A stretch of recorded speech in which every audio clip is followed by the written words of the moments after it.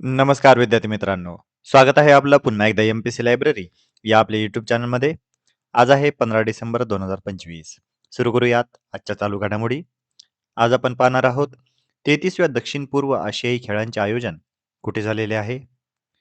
Time athlete of the year हा 2025चा पुरस्कार कोणाला मिळालेला आहे. प्लिनिओ नास्त्री शुगर एक्सलन्स अवॉर्ड हा कोणी जिंकलेला आहे.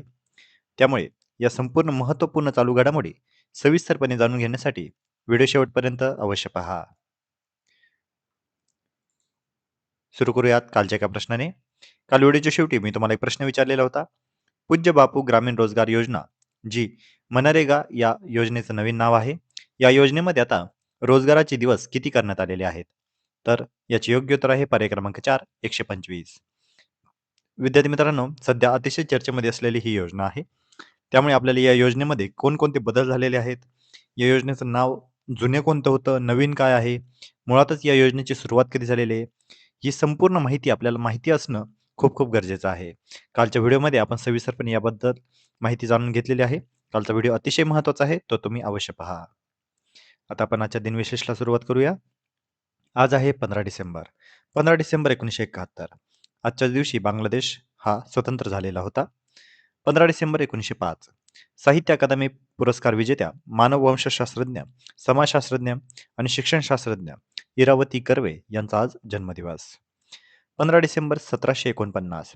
छत्रपती शाहूजी महाराज यांच्या आजच्या दिवशी निधन झालेले होते.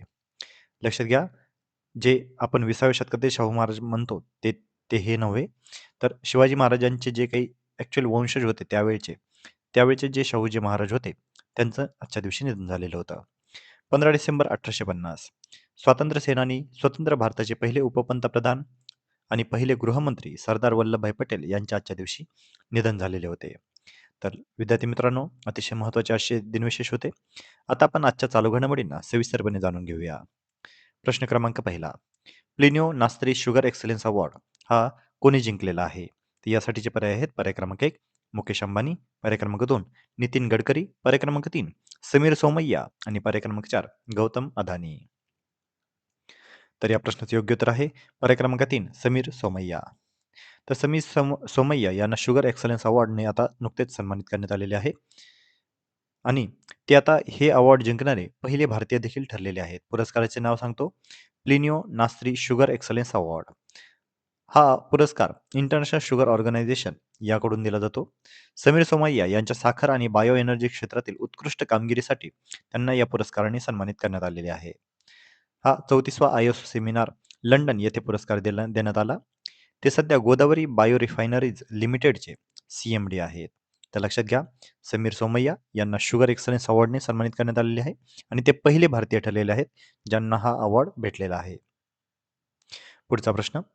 Time athlete of the year 2025 हा पुरस्कार कोणी जिंकला. तर यासाठीचे पर्याय आहेत पर्याय क्रमांक 1 सेरेना विल्यम्स, पर्याय क्रमांक 2 अजा विल्सन, पर्याय क्रमांक 3 मेगन रॅपिनो आणि पर्याय क्रमांक 4 सिमोन बाईल्स.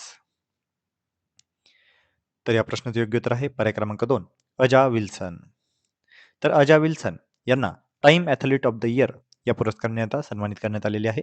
हा पुरस्कार 9 डिसेंबर 2025 या दिवशी जाहीर करण्यात आला. अजा विल्सन या अमेरिकेच्या बास्केटबॉलपटू आहेत.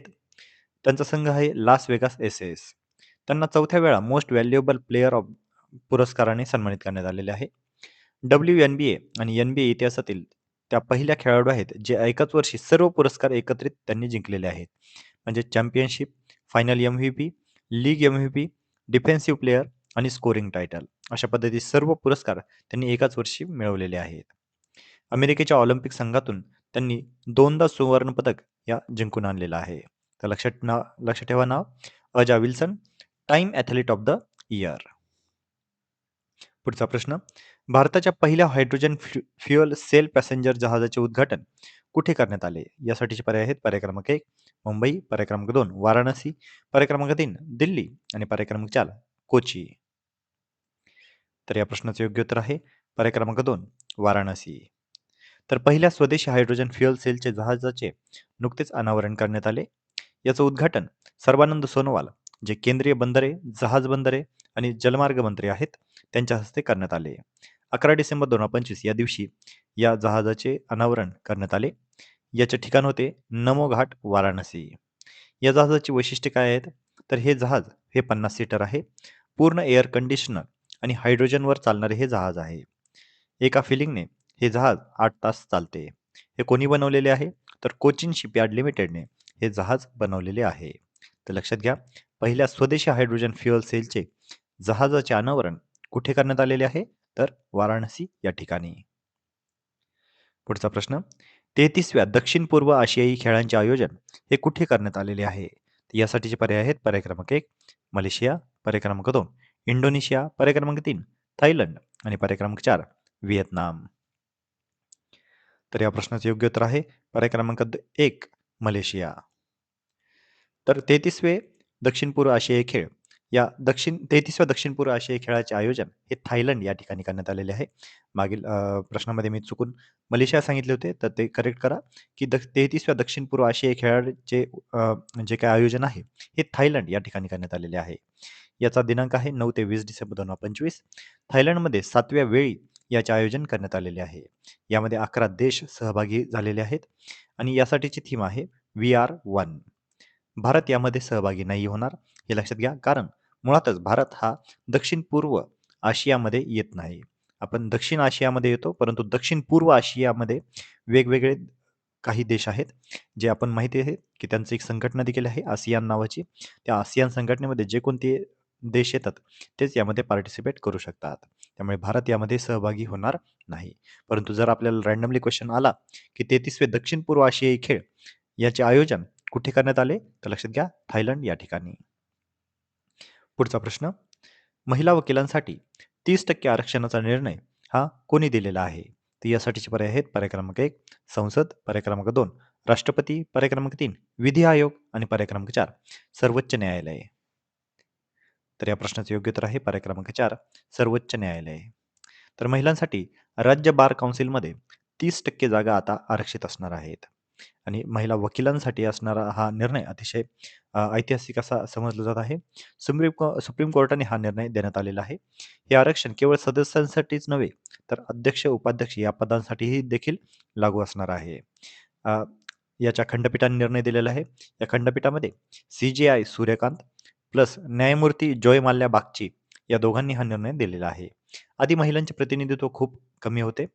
आता नव्या निवडणुकांमध्ये 30% आरक्षण अनिवार्य असणार आहे. यामुळे महिलांसाठी ही आता एक सुवर्ण संधीच असणार आहे. तर लक्षात घ्या, महिलांसाठी राज्य बार काउन्सिलमध्ये 30% जागा आता आरक्षित करण्याचा निर्णय हा सुप्रीम कोर्टाने दिलेला आहे. सुप्रीम कोर्टाचे सध्याचे चीफ जस्टिस ऑफ इंडिया कोण आहेत? तर न्यायमूर्ती सूर्यकांत. तर विद्यार्थी मित्रांनो, या होत्या आजच्या चालू घडामोडी. अतिशय महत्त्वाच्या अशा चालू घडामोडीवर आधारित मी आता एक प्रश्न विचारणार आहे, ज्याचं उत्तर तुम्ही सर्वांनी आता कमेंटमध्ये द्यायचं आहे. Time athlete of the year पुरस्कार प्राप्त अजा विल्सन कोणत्या खेळाशी संबंधित खेळाडू आहे? तर यासाठीचे पर्याय आहेत: पर्याय क्रमांक 1 टेनिस, पर्याय क्रमांक 2 फुटबॉल, पर्याय क्रमांक 3 बास्केटबॉल आणि पर्याय क्रमांक 4 ॲथलेटिक्स. तर विद्यार्थी मित्रांनो, या प्रश्नाचं योग्य उत्तर तुम्ही सर्वांनी आता कमेंटमध्ये द्यायचं आहे.